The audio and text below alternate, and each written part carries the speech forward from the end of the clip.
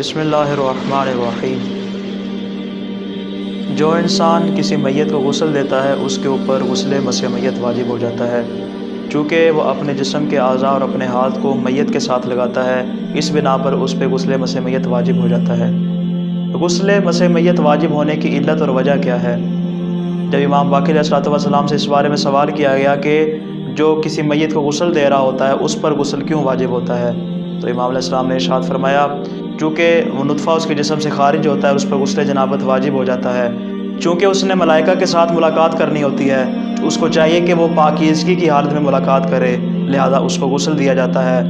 اور وہ شخص جو کہ میت کو غسل دے رہا ہوتا ہے اس کو غسل دینے کی وجہ یہ ہے کہ چونکہ اس نے مومنین کے ساتھ ملاقات کرنی ہوتی ہے، لہذا ضروری ہے کہ وہ پاکیزگی اور طہارت کی حالت میں مومنین کے ساتھ ملاقات کرے، لہذا اس پر غسل مسح میت واجب ہو جاتا ہے۔